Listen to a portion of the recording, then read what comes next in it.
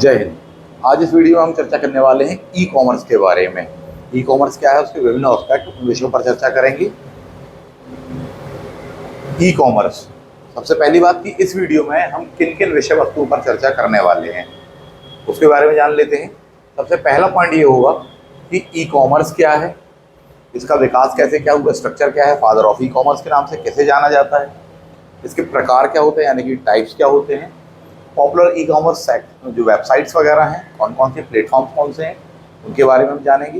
Platforms में market places क्या कहलाते हैं, स्टोर फ्रंट्स क्या कहलाते हैं, उनमें अंतर क्या होता है, डिफरेंस क्या होता है, उस विषय वस्तु के बारे में जानेंगे। साथ ही साथ इससे संबंधित जो प्रमुख वॉकेबलरी है, ग्लॉसरी है, क्योंकि ई कॉमर्स या बिजनेस में यूज़ की जाती है, उसके बारे में हम चर्चा करने वाले हैं।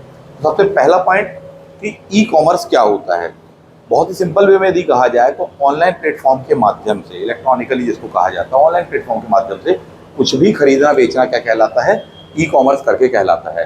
हालांकि व्यापक दायरे में इसकी परिभाषा बहुत लंबी चौड़ी होती है, जिसमें मार्केटिंग से लेकर के डिलीवरी तक, प्रोडक्ट की डिलीवरी, सर्विसेज की डिलीवरी, प्लस उसकी वारंटी गारंटी पीरियड इत्यादि को भी कवर किया जाता है। बट इन शॉर्ट यदि अपन उसको देखना चाहें तो ऑनलाइन प्लेटफॉर्म्स के माध्यम से, डिजिटली या इलेक्ट्रॉनिकली आप कहें, या इंटरनेट के माध्यम से किसी भी चीज़ को खरीदना या बेचना किसके दायरे के अंतर्गत आता है, ई कॉमर्स के दायरे के अंतर्गत आता है। इसमें सबसे पहला स्टेप होता है कि जो कैंडिडेट होता है, जो कस्टमर होता है, वो चीज़ों को सर्च करता है, क्वालिटी वगैरह चेक करता है, नेगोशिएशंस करता है, प्राइस वगैरह को लेकर के सारे ऑप्शन होते हैं। एक दिन में नहीं हो जाता, कई दिनों में भी कर सकते हैं आप इसको। प्राइजेस को टैली कर सकते हैं कि आज ज़्यादा है, शाम को कम है, अगले दिन और कम है। जब आपको उचित लगे आप तब परचेज कर सकते हैं। देन ऑर्डर होता है, ऑर्डर के पश्चात में आपको पेमेंट करना पड़ता है। पेमेंट में आप विभिन्न प्रकार के गेटवे यूज़ करते हैं। पेमेंट के पश्चात में आपको डिलीवरी मिलने वाली है, उसका बिल वगैरह मिलने वाला है, warranty plus after sale services वगैरह मिलती हैं। तो ये सब जो प्रोसेस हुई, इसकी बिगनिंग होने वाली है आपकी ऑनलाइन के थ्रू, खासकर जब जो कस्टमर ऑर्डर करेगा वह ऑनलाइन करेगा, जबकि कंपनी जो कि बिजनेसमैन ऑनर है जो आपको प्रोवाइड कर रहा है वह शुरुआत में तो ऑनलाइन रहेगा, बट डिलीवरी आपको ऑफलाइन मिलने वाली है। सिंपल सी चीज़ है ये। नेक्स्ट से जाते हैं बहुत ही फेमस जो ऑनलाइन वेबसाइट्स है जिनसे आप परचेज हैं। अमेजॉन हो गया, फ्लिपकार्ट हो गया, ईबे हो गया, माई मंत्रा हो गया, स्नैपडील हो गया, इनसे आप परचेज हैं। उनमें से कुछ के नाम यहाँ पर दिए हुए हैं। हालांकि यहाँ पर जो आपको प्लेटफॉर्म दिए हैं उसमें स्टोर फ्रंट्स भी दिए हुए हैं, प्लस आपको ऑनलाइन स्टोर जो मार्केट कहलाते हैं, प्लेस कहलाते हैं, वो भी दिए गए हैं। इनमें अंतर क्या होता है अभी चर्चा करेंगे। इस चीज़ की शुरुआत कब से होती है? इसकी शुरुआत मानी जाती है 1979 से, जब कि सबसे पहली बार माइकल जो एल्ड्रिच करके कहलाते हैं, उन्होंने एक ऑनलाइन प्लेटफॉर्म बनाया सबसे पहला, जहाँ पर ऑर्डर भी इलेक्ट्रॉनिकली लिए जाएंगे, पेमेंट वगैरह की भी शुरुआत होने वाली है। यही वजह है कि माइकल एल्ड्रिच को फादर ऑफ ई कॉमर्स कहा जाता है वर्ल्ड वाइड। भारत में फादर ऑफ ई कॉमर्स अलग है, उन पर भी अभी चर्चा करने वाले हैं। उसकी शुरुआत 1979 से होती है। बहुत सारी फेमस जो ऑनलाइन या ई कॉमर्स वेबसाइट्स वगैरह हैं जिनसे आप ऑर्डर करते हैं, चीज़ें बाय करते हैं, उनसे आप परचेज हैं। For example Amazon. अमेजॉन की शुरुआत होने वाली 1994 में जेफ बेजोस के द्वारा शुरुआत की जाती है इसकी, और आज ये दुनिया की सबसे बड़ी कंपनियों में से एक कहलाती है। यह B2C मॉडल पर प्लस B2B मॉडल पर भी काम करती है। ये मॉडल्स क्या होते हैं, इसके टाइप्स के अंतर्गत अपन अभी देखने वाले हैं। इसी प्रकार की एक और साइट्स दैट इज ईबे, जिससे आप परचेज हैं। 95 में इसकी शुरुआत मानी जाती है साहब। तो यह भी एक प्लेटफॉर्म है। Father of e commerce in India किसको कहा जाता है? के वैश्वीशरण। 1999 में इनके द्वारा सबसे पहले भारत में, इंडिया की फर्स्ट जो ऑनलाइन प्लेटफॉर्म है, वेबसाइट है, उसकी शुरुआत की गई थी, जिसका नाम उस जमाने में फैबमार्ट था। हालांकि आज वह एक अलग नाम से, इंडिया प्लाजा नाम से जानी जाती है। यही वजह है कि ये फर्स्ट थे, इनके द्वारा इसकी शुरुआत की गई, इसलिए इनको father of e commerce in India करके कहा जाता है। चर्चा में रहे हैं पिछले 2-5 वर्षों में, इनको काफ़ी अवार्ड्स वगैरह भी मिले हैं, और इनकी लाइफ काफ़ी स्ट्रगल भी रहा इनकी लाइफ में। काफ़ी डिप्रेशन में बीच में चले गए थे, एक स्थिति आई थी, बाद में इसी तरह सक्सीड कर पाए। तो अपनी उसी जर्नी को उन्होंने अपनी एक बुक के माध्यम से प्रस्तुत किया है। एक बुक लिखी हुई है जिसका नाम है failing to succeed, written by K Vaishvisharan ji साहब। Clear point. आगे बात करेंगे types of e commerce. Types of e commerce, कई प्रकार के टाइप्स आपको देखने के मिलेंगे। यहाँ पर बोर्ड पर आपको 6 दिए हुए हैं। कोई 7 भी गिनवा देगा कि बोले सर मोबाइल कॉमर्स भी होता है, कोई 8 भी गिनवा देगा, बट मोटे तौर पर जो स्ट्रक्चर होने वाला है वो ये होने वाला है। For example C2C, B2B, C2B, B2C, C2A, B2A। क्या होता है? C फॉर जो कंज्यूमर है उसको डिफाइन कर रहा है, जबकि B फॉर बिजनेस के लिए है, A फॉर एडमिनिस्ट्रेशन के लिए है, ये बता रहा है। जब कोई ग्राहक किसी अन्य ग्राहक से संपर्क करके कोई वस्तु बेचता है, फॉर एग्जांपल कि OLX वगैरह पर कोई अपनी पुरानी वस्तु बेचना चाहता है, वो किसका एग्जांपल कहलाएगा? वो C2C का एग्जांपल कहलाएगा। B2B और इसी प्रकार से B2C, जब हम किसी बिजनेस फर्म से कोई चीज़ परचेज करते हैं, फॉर एग्जांपल कि अमेजॉन, फ्लिपकार्ट इत्यादि कोई चीज़ परचेज करते हैं, वो किसका एग्जांपल कहलाता है? वो B2C है, क्योंकि वहाँ पर बिजनेस ऑनर है जो कि बेच रहा है, जबकि यहाँ परचेज करने वाला कौन है? कंज्यूमर है। इसी प्रकार से B2B भी बिजनेस होता है, यानी कि जो होलसेलर है वो किसी से परचेज कर रहा होगा, या एक बिजनेसमैन कोई पार्ट्स को किसी दूसरे बिजनेसमैन से परचेज कर रहा होगा। ऐसा वाला जो मॉडल कहलाता है वो क्या कहलाता है? B2B model. ये सब कुछ ऑनलाइन ही हो रहा, ऑनलाइन प्लेटफॉर्म पर हो रहा है, ऑफलाइन प्लेटफॉर्म पर नहीं हो रहा है, इसलिए इसको इस मॉडल के तहत गिना जाता है, दैट इज B2B। और होता है C2B। कई बार जो कंज्यूमर होता है वो अपने किसी प्रोडक्ट को किसी बिजनेसमैन को बेचना चाहता है। फॉर एग्जांपल आपको दिया है monster.com दिया है, जॉब्स टाइम करके दिया है, तो ये उसके एग्जाम्पल होते हैं। किसी कंपनी को कोई व्यक्ति अपने के द्वारा बनाया गया कोई प्रोग्राम बेचना चाहता, बेचने का इच्छुक है, तो वो सिटीजन है, तो वो कंज्यूमर, बट वो उठा करके बेच रहा है किसी कंपनी को, कोई वेबसाइट डिजाइन कर रहा है, कोई एक नया आइडिया, कोई चीज़ दे रहा है, उसको किसके अंतर्गत कैलकुलेट किया जाएगा? C2B के अंतर्गत। C2A फॉर एडमिनिस्ट्रेशन होता है, जब कोई कंज्यूमर एडमिनिस्ट्रेशन से संपर्क कर रहा है किसी सर्विसेज के लिए, चाहे पैन कार्ड के लिए हो, चाहे आधार कार्ड के लिए हो, इत्यादि के लिए हो, तो यह जो संपर्क किया जा रहा ऑनलाइन माध्यम से उसको क्या कहा जाएगा?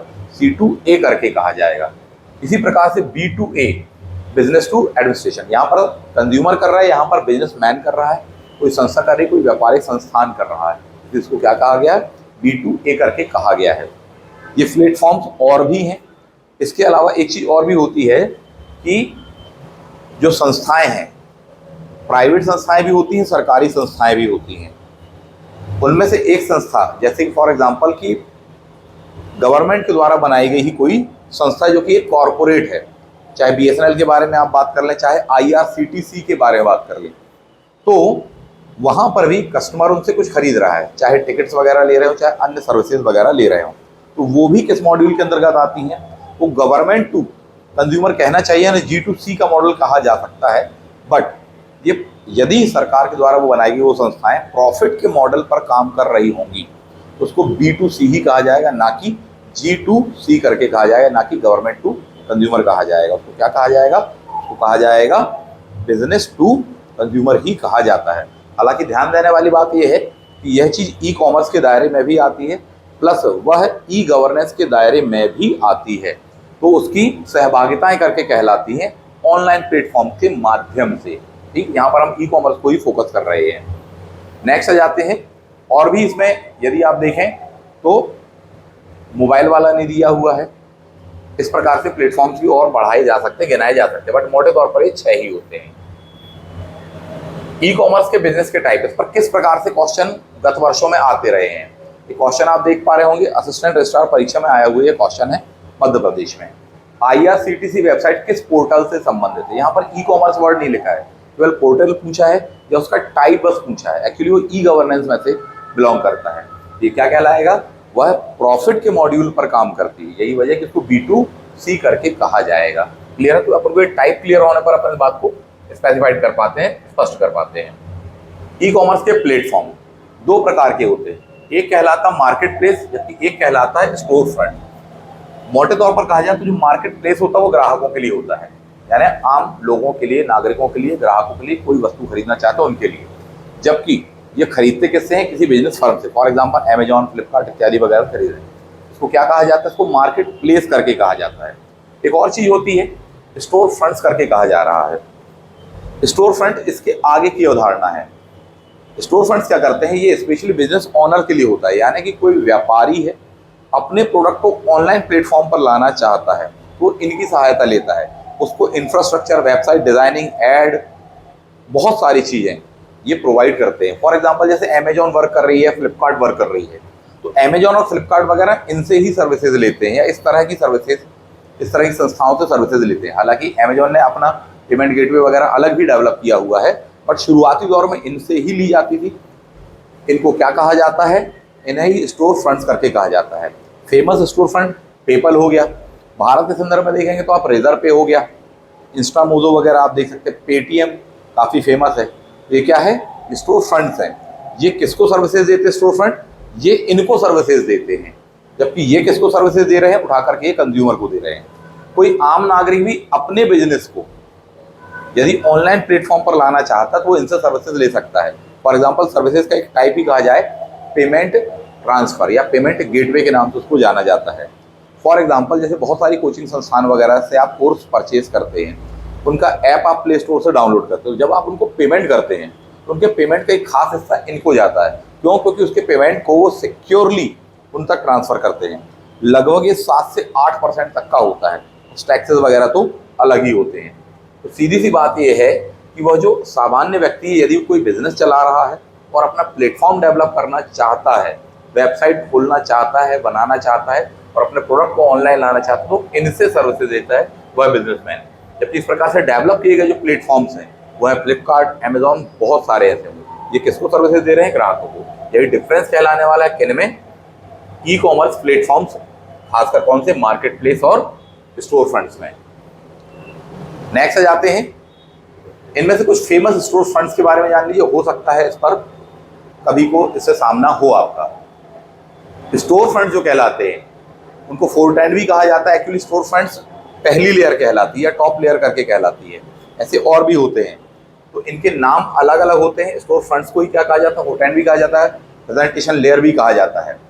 एक होता है फ्रंट एंड, एक होने वाला है बैक एंड, यानी जो फ्रंट पर आकर के काम करने वाले हैं सबसे सामने की ओर में, उनको कहा जाता है। उसी का एक टाइप होता है क्या? Back and. ठीक, जो फ्रंट वाले हैं ये क्या करते हैं कि ओवरऑल जो डिस्प्ले होने वाला है वेबसाइट इत्यादि वगैरह का, सॉफ्टवेयर का है, वस्तुओं का बिलिंग वगैरह, पेमेंट वगैरह, ये वो देखते हैं, तो उनको इसके अंतर्गत कैलकुलेट किया जाता है। इसी का एक सेक्शन एक और होता है, उसको कहा जाता है बैकएंड। ये क्या करते हैं? ये और भी हायर लेवल पर काम करने वाले हैं। ये देखने वाले वहाँ पर जो भी ग्राहक का एक्सपीरियंस वगैरह होगा, उसकी प्रवृत्ति होगी, उसका डेटा होगा, बिग डेटा, उसको एनालाइज करते हैं कि ये किस चीज़ को परचेज करना पसंद करता है, किस किस समय अवधि के दौरान में, उस हिसाब से उसको एड्स वगैरह वो देते हैं। लीड्स जनरेट करते हैं, सीधी बात तो ये ग्राहकों की लीड्स जनरेट करके प्रोवाइड करते हैं। ये तो ये इनका प्रमुख काम होता है। नेक्स्ट आते हैं कुछ famous e commerce store fronts के एग्जांपल आप देख सकते हैं। पेपल दुनिया में सबसे फेमस कहलाता है, 1998 में इसकी शुरुआत हुई थी। भारत के संदर्भ में देखें तो रेजर पे बहुत ही फेमस कहलाता है। रेजर पे जो है भारत में स्थापना इसकी की जाने वाली 2013 में। इसका मुख्यालय कहाँ पर है? बेंगलुरु में है।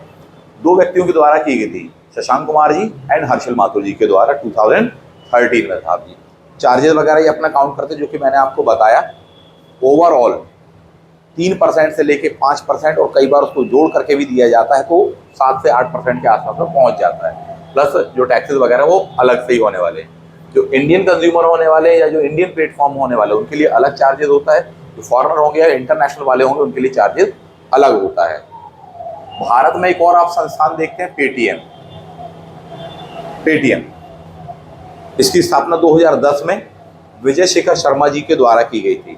तो यह भी क्या है? यह भी एक स्टोर फ्रंट या बेसिक सुविधाएं प्रदान करता है, पेमेंट गेटवे इत्यादि वगैरह, बहुत सारे ई कॉमर्स प्लेटफॉर्म को जनरेट करता है। भारत में इन चीज़ों की शुरुआत कब से क्या कैसी मानी जाती है? हालांकि ये उसकी वॉकेबुलरी के अंतर्गत आएगा।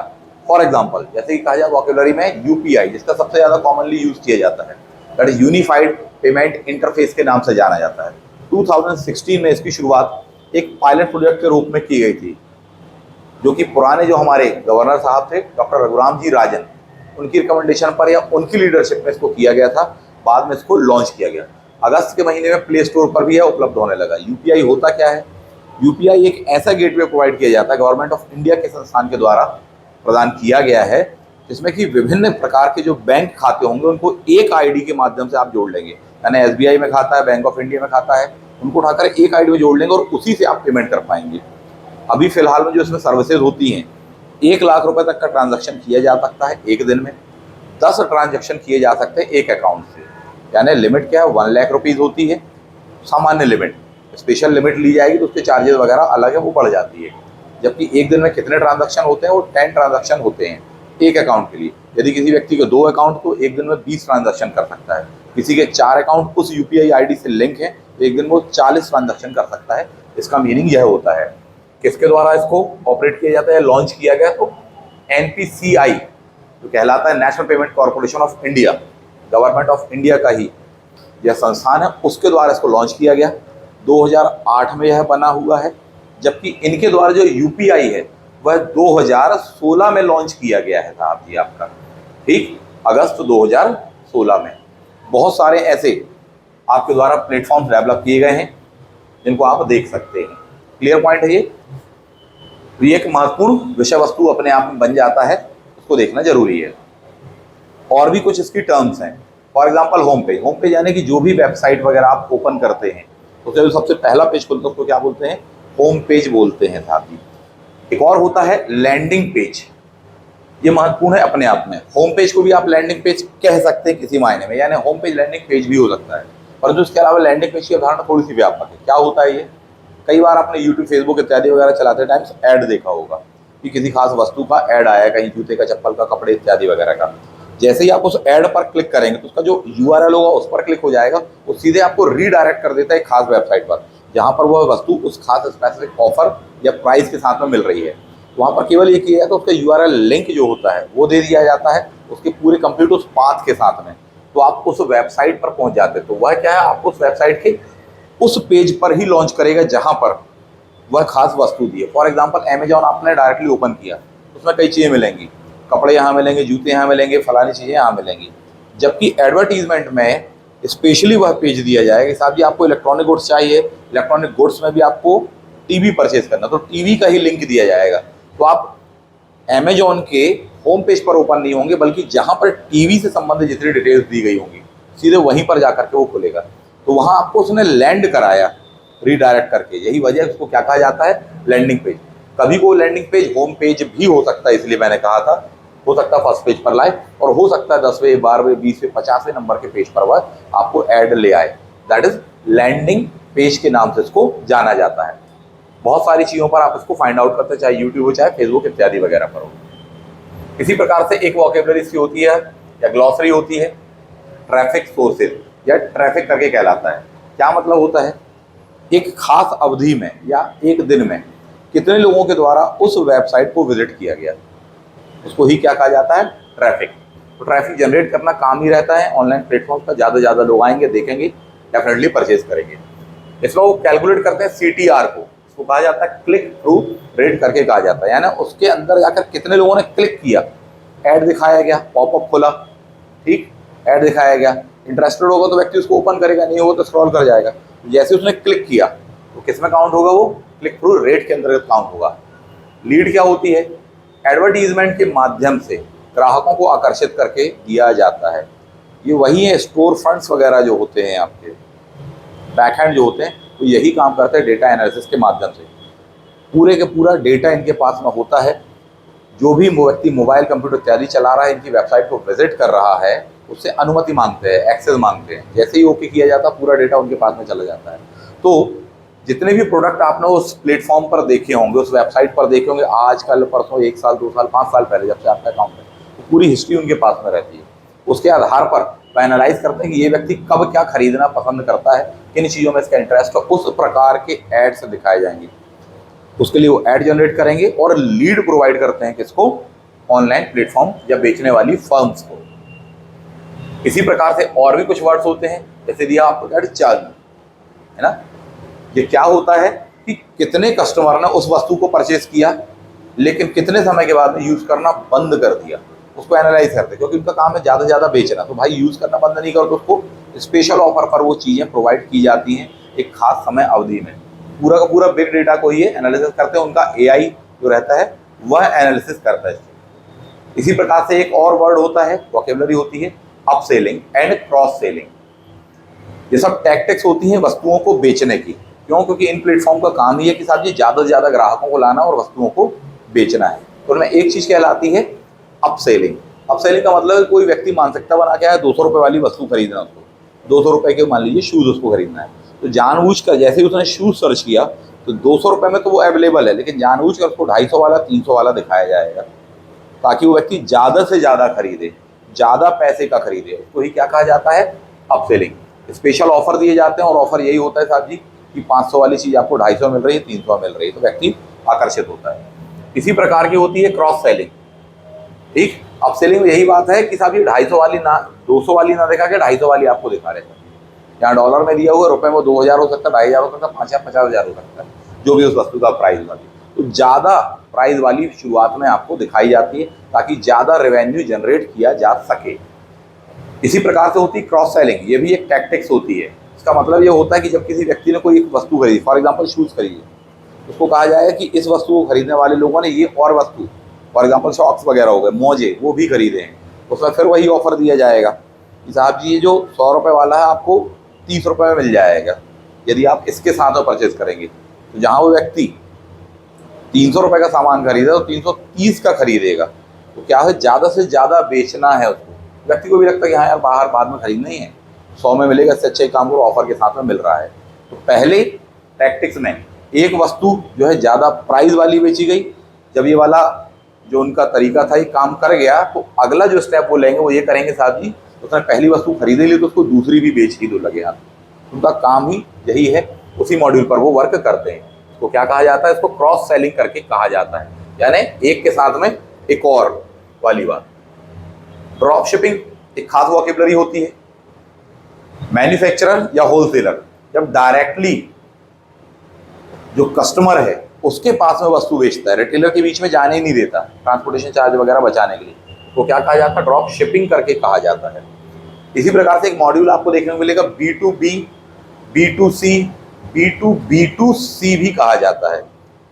B2B का मतलब होता है एक बिजनेसमैन दूसरे बिजनेसमैन से वस्तु खरीद रहा है, जबकि B2B एक और C, ये इसका मतलब है कि इस ग्राहक ने इस बिजनेसमैन को ऑर्डर दिया बट इसके पास में वो वस्तु है नहीं, तो किसी और से खरीदेगा और जब उसकी शिपिंग करेगा तो अपने पास नहीं मंगाएगा वो वस्तु, वो डायरेक्टली उसके पास में भेज देगा कि साहब वहीं डिलीवर कर देना, ट्रांसपोर्टेशन, लोडिंग अनलोडिंग इत्यादि चार्जेस वगैरह बच जाएंगे। तो उसको ही क्या कहा जाता है? B2B2C करके कहा जाता है। और भी ये काफ़ी डेटा वगैरह को अपने पास में रखते हैं, उनमें से एक चीज़ कहलाती है, एक कॉन्सेप्ट कहलाता है that is band, BAND। B वहाँ पर दर्शाता है बजट को, A दर्शाता है अथॉरिटी को, N दर्शाता है नीड को, T दर्शाता है टाइमलाइन को। इन चीज़ों के आधार पर, इसकी स्टडी के आधार पर ही किसी भी व्यक्ति को वस्तुएं बेची जाती है, बेचने का प्रयास किया जाता है। यही चीज़ की अवधारणा कहलाती है। तो ये आपने इससे संबंधित बेसिक कुछ कॉन्सेप्ट्स देखे, इनके बारे में जाना, फटाफट थोड़ी सा बताया हुआ है। यदि डिटेल में आप इसके बारे में और भी ज़्यादा जानना चाहते हैं तो जो रेगुलर वीडियोज़ हैं क्लास के उसमें मिलेगा, या रेगुलर जो क्लासेस हैं आपको उसमें मिल जाएंगी। जो भी चीज़ें आपको इसमें बताई गई हैं इसका PDF डिस्क्रिप्शन बॉक्स में आपको मिल जाएगा। आप यदि उसको देखना चाहें, उसमें से कुछ नोट डाउन करना चाहें, आप वहाँ से फाइंड आउट कर सकते हैं। मिलते हैं आप सभी से नेक्स्ट वीडियो में। थैंक यू, जय हिंद।